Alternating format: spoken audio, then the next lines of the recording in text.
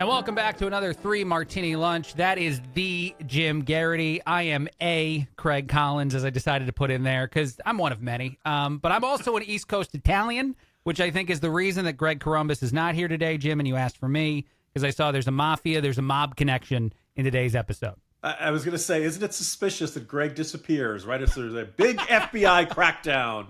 Yeah, you know. You asked for miracles. I give you the FBI. So we'll be talking about big sports betting scandal and some other topics on today's podcast. Absolutely. We can bounce around. The good martini, the best martini is going to be Russian related. We're going to have Mamdani make an appearance, which he is not a good Italian or anybody that we like out of the East Coast. And then finally, myself talking very much about sports gambling. Very exciting episode. Thrilled to be here. How are you doing, Jim? I'm doing good. But I'm not doing as well as the missing Greg Corombos is looking in his mizzen and main shirts. Imagine this, a crisp, comfortable white dress shirt that you can wear every day of the week without constant washes or endless trips to the dry cleaner. That's exactly what Mizzen and Main delivers. They make classic menswear with performance fabric, so it's effortless to look sharp and feel great. And they're refined but stretchy, lightweight, moisture-wicking, wrinkle-resistant, and completely machine-washable, which means no ironing or dry cleaning. Right now, Mizzen and Main is offering our listeners 20% off your first purchase at mizzenandmain.com, promo code 3ML20. That's Mizzen, spelled M-I-Z-Z-E-N, and Main, M-I-N-E. No, MIN.com. No, don't think of the state. Think of Main Street, right? Think of the main problem with Graham Plattner is that he's got Nazi tattoos. Promo code 3ML20 for 20% off. And if you'd rather shop in person, you can now find Mizzen and Main stores in select states. Oh, yeah, there's one here in Houston, too. Awesome. All right, let's get right to the good martini. Finally is what people are saying. President Trump is going to be a little bit harder, a little bit stronger with Russia. No more trying to negotiate by being the nice guy. There's some sweet sanctions coming down that are hopefully going to cause Russia to behave a little bit better than they've behaving so far. Give us more about this, Jim. Sure. People might be thinking, oh, didn't we pass all the sanctions we possibly could back at the beginning of the war? Well, no, it turns out we have not. The Treasury Department on Wednesday imposed sanctions on two of Russia's largest oil companies, Rosneft and Lukoil. The department cited Putin's lack of serious commitment to a peace process to end the war in Ukraine in a statement announcing the measures. This is after, the continuing Russian attacks on civilian targets. This will cut off the Russian firms from American banking systems, financial institutions, especially barring them from operating in U.S. dollars. Violators, including foreign financial institutions, can be subject to stiff penalties, including cascading sanctions. Individuals can be subject to criminal prosecution. In other words, this makes it very tough to do any business with Lukoil, which, by the way, last time I was up in Bucks County, saw one. I'm not a big fan of doing business with any of them. So, I will go to Shell. I will go to Exxon. I will go to BP, even though they had that little bit of a problem in the Gulf of Mexico a little while back. It's just making it a lot harder. And NATO was basically doing cartwheels over this. So look, this is not the tomahawks we would have liked to have seen. Although Trump also announced that there will be no restrictions on where Ukraine can use U.S. supplied weapons, which is nice.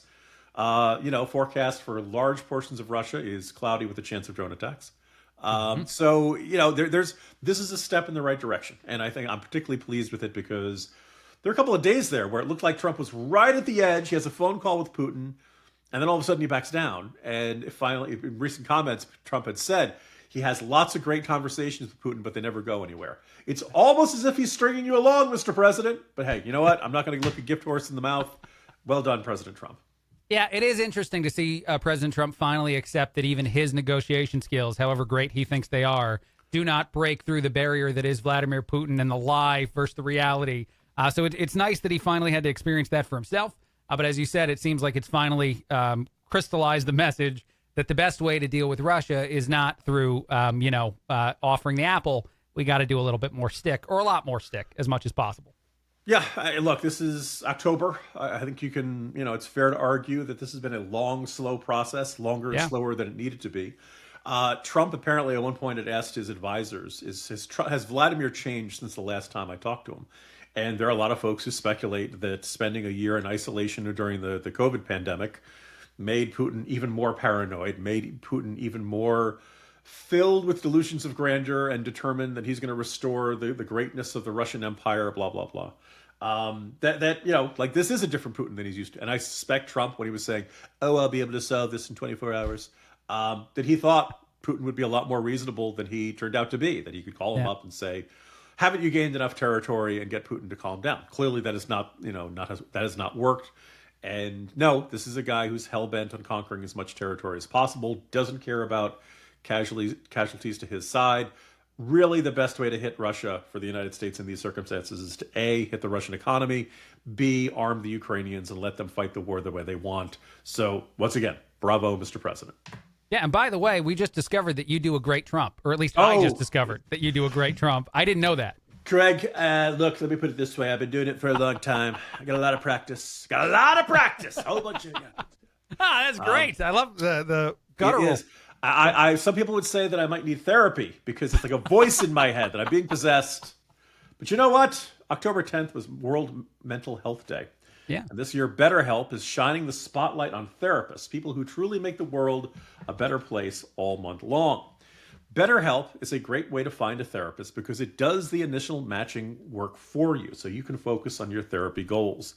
A short questionnaire helps identify your needs and preferences, and their 10 years of experience and industry-leading match fulfillment rate means they typically get it right the first time. And remember, if you're not happy with your match, you can switch to a different therapist at any time, and they have tailored recommendations. Remember, with 30,000 therapists, BetterHelp is the world's largest online therapy platform. So, if you're ready to find the right therapist for you, BetterHelp can help you start that journey, and our listeners get 10% off their first month at BetterHelp.com/3ML. That's BetterHelp, BetterHelp.com/3ML. All right, let's move on to our bad martini. Zohran Mamdani, the crazy guy out of New York is what I always refer to this individual as, is very, very likely to wind up winning this election. Seems like basically a done deal by any set of information that's out there. Jim, why is this happening? How is this happening? And even Trump has seemingly said there's nothing you can do. Yeah, this is from the Wall Street Journal this morning. Quote, President Trump has privately told allies he believes Democrat Zohran Mamdani is unbeatable in the New York City mayor's race, according to people familiar with the matter. Trump and his team are convinced the 34-year-old Democratic socialist, some would say communist, will defeat Republican Curtis Sliwa and independent Andrew Cuomo on November 4th, according to those people. Now, listeners to this podcast know I have no problem disagreeing with President Trump, and they probably think I do it far too often. In this case, I think his assessment is correct. We've seen really almost no movement in the polls.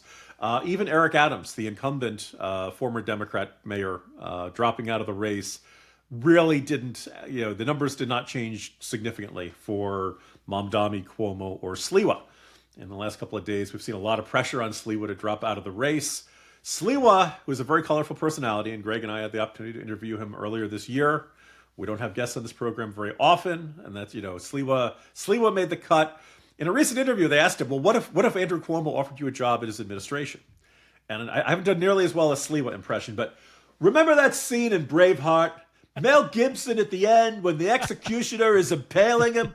If all of a sudden the executioner would have stopped and I was on that gurney and said, hey, you can work for Mayor Andrew Cuomo, I would say, finish the job, impale me. I feel pretty good about that quote. Yeah, so that was a no. He said no. That's a really strong no. I don't think it's a matter of which job is he being offered, Yeah. And so I walked through the mayoral race, the Virginia governor's race, and the New Jersey governor's race in today's Morning Jolt newsletter. And I like, if you're a conservative, this is the single most depressing development of the year. Yes, New York City has had Democratic mayors in the past. It's had far left mayors in the past. I think what's really frustrating is you have not, he won at the beginning of summer. Mamdani won the Democratic primary. And a lot of ink has been spilled. A lot of segments, a whole bunch of people made the argument. Zohran Mamdani, not just a Democratic socialist, but arguably a communist. He's talked about seizing the means of production. Yeah. He is pro-intifada. He says he has no particular opinion on what the future of Hamas ought to be, right? And he is just going to, he's extremely soft on crime, wants to arrest Bibi Netanyahu. That's his idea of being tough on crime. Like, he's a disaster on everyone. The numbers have not budged. Like this is, there's not been any. Now, is Andrew Cuomo a really terrible alternative? Yes. And I think Sliwa makes a very strong argument when he says, like, why is he expected to jump out of the race for Andrew Cuomo, who leaves a trail of slime everywhere he goes? You got the sexual harassment, you got the killing grannies during COVID. But he also reminded people, back in like 2011, he said conservatives and Republicans don't belong in New York State. And now he's asking the Republicans to, so Sliwa is giving a classic New York single finger salute to that offer. And I can't begrudge, he makes this very interesting point. Zohran Mamdani is a Democratic problem. The Democratic Party is where he flourished. And I would remind people, Cuomo began the Democratic primary with support in like the mid to upper 30%. Mamdani started the primary at 1%. Cuomo has had his best shot against Mamdani, and he performed roughly as well as the New York Jets this year.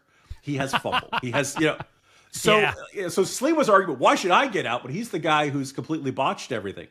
And what's more is like, I don't, here's the thing. I almost feel like you would need a better Democratic alternative to Mamdani.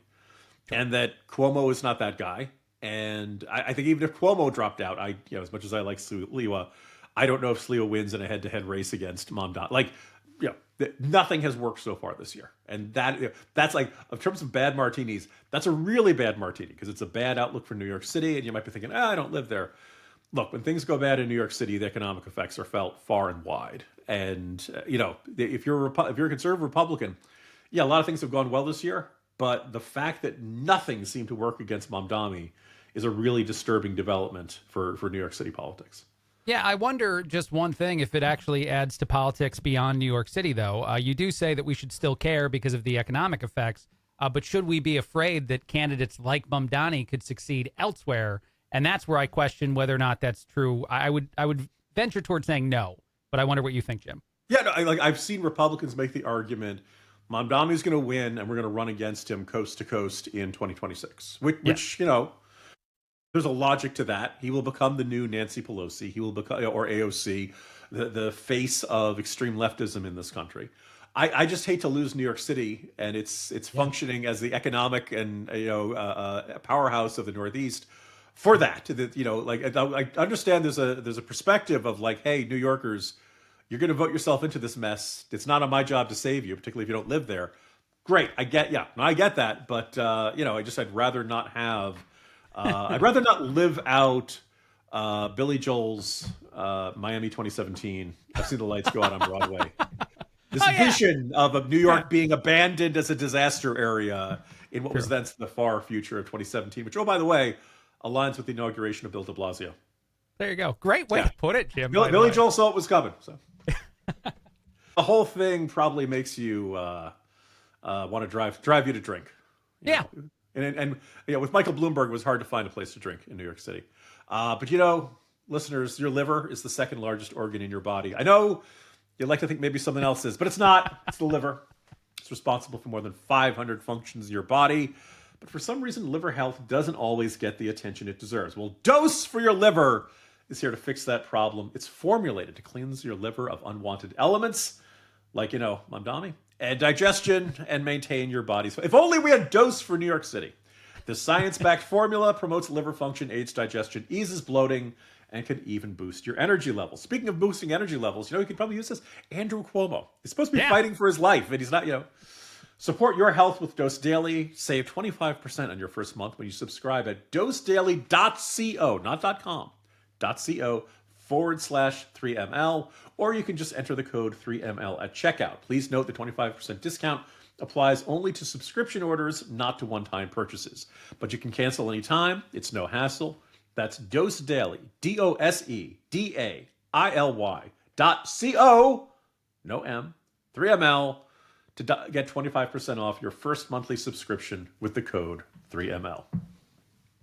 All right, now it's time to get to our crazy, our terrible, our last martini. And the whole reason that I think that I was invited to be here, because I'm a New Yorker and I'm an Italian, and it was all about the mob. But anyway, we have a story from ESPN and some other places talking about sports gambling, and shocker, this is crazy, Jim, athletes and maybe coaches somehow are putting their own money into the game. They're betting on things. This is real. Yeah. First of all, I want to point out that I've always believed that sports gambling was probably not a good idea. Sure. Legalizing it, making it commonplace was going to have some negative ones. But I just want to point out don't forget our betting app for the 3 Martini lunch. You can bet on the sheer number of diehard references we're going to have the over-under is 1.5. We'll let you just say that's kind of what the coverage was on ESPN today. And every sports show is like terrible sports gambling thing, but also brought to you by DraftKings, or any of these other. Yeah. So and my first thought was like, oh man, are they actually finding out that people are fixing that athletes or coaches are deliberately throwing games? Apparently not the case. And I would point out, though, that if you were following the NBA, not a huge NBA fan, but I'm just going to point out, if you're looking at the Portland Trail Blazers, they've had a really tough lineup to start the season. They're playing up against the Golden State Warriors, the Lakers, the Clippers, and now the FBI. And that's a tough run. It is. It is tough. And as for the Miami Heat, people have been concerned about their defense. Their legal defense, I mean. So here's the circumstance. The Portland Trail Blazers coach, Chauncey Billups, the Miami Heat guard, Terry Rozier, have been arrested as part of a wide-ranging investigation related to illegal sports betting and rigged poker games backed by the mafia. This is according to the FBI, and no less a figure than Kash Patel, FBI director, announcing that, right? Billups and Rozier were among 34 people arrested. They were the result of a years-long investigation covering 11 states and involving tens of millions of dollars. The multiple charges include 4 mafia families and organized crime networks and mind-boggling amounts of fraud. Rozier was arrested Thursday morning at a hotel in Orlando, Florida, accused of participating in a illegal sports betting scheme using private insider NBA information. See, now this is the thing. This is where it does get into the involvement of games, where you're an NBA player. Let's say somebody's nursing a sore ankle, but he's not 100%. But the public doesn't know that. You can bet on how many points he's going to score, bet the unders. This is where insider trading is illegal on Wall Street. Insider knowledge in sports betting is illegal, and that appears to be one of the charges we're seeing here.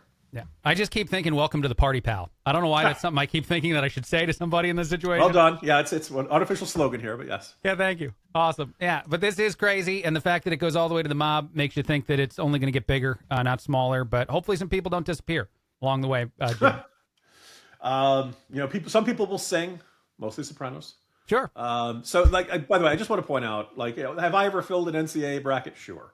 Yeah. Do I look at the lines and say, if I were a betting man, I don't think that team's going to do well? Yes. I probably could alleviate a lot of my suffering on Sundays watching the New York Jets if I bet copious amounts of money on the under and count on them not to cover the spread against a bunch of their opponents. But look, there are a lot of people in this world who can handle the temptation and potential addiction that comes from gambling. Unfortunately, there are a lot of people who can't. There's a National Institutes of Health study that came out last year, and I just saw people referring to it more recently. They did empirical analysis of police reports of violent incidents on Sundays during the NFL season. And they said controlling for the pregame point spread and the size of the local viewing audience, they found that upset losses, defeats when the home team was predicted to win by 4 or more points, ended up with a 10% increase in the rate of at-home violence by men against their wives and girlfriends. Now 10% is not a huge change, but it does kind of indicate the narrative comes together in your mind. Yeah. Guy bets a lot of money on the home team. Home team does not show up and perform the way he expected. He loses a bunch of money. He's really angry. Leads to domestic violence. This isn't necessarily the whole reason we should ban this. I just when we did this, we opened the door to a lot of bad things. And I think a whole bunch of people involved in the legalization of sports betting did not think through the full repercussions of this. I'm glad that every commercial for every sports betting app says, if you have an addiction, call 1-800, blah, blah, blah. Good, but I don't think it's getting the job done. Maybe it's a controversial stance. I don't know. But the temptation was eventually going to extend to players and coaches. Yeah, well, and it's crazy. If you talk to any 20-something guy right now, the odds that they gamble as opposed to not on sports is actually quite high. So it's sort of amazing to see that happen. And yeah, definitely the Jets at 6.5 under. You definitely don't want to take them. They're not going to cover the 6.5. They're going to lose by a touchdown to the Bengals on the road. They will find a way to score 6.5 points. That's They got half a That'd safety. be amazing. You know, yeah, That's incredible. yeah, it's deeply frustrating, and it's one of those things where, like, also you notice these coaches, they make millions of dollars. These players make millions of. They don't need the money, and of course, you know, refs obvious do. rule of gambling: don't bet anything you can't afford to lose. Yeah. Unfortunately, people I think people get, you know, addicted to the thrill. It's not actually about the amount of money. Right. It's the uncertainty. It's the certainty of, like, this perception of, ooh, I knew that team was going to do really well on Sunday. I bet that money. So you want to do it for fun and you can afford to do it, fine. You know, if you're JB Pritzker, you can probably afford to bet millions, which apparently he did according to his tax returns. Yeah, apparently. But And he we're did not all really Bill well. Bennett, Craig. Yeah, no, we're not all JB Pritzker, apparently. Cool. Anything else you want? No, I just want to say, I'll let everyone decide who the favorites and the underdogs. Apparently, you're not supposed to be able to bet on elections, which seems kind of ridiculous considering how, like, you can bet on anything else in this world, but not elections. So, yeah. Craig, thank you for joining us. That's been today's Thank you, Three Jim. Martini Lunch. We'll see you tomorrow on Friday. It will finally be Friday, dear listeners.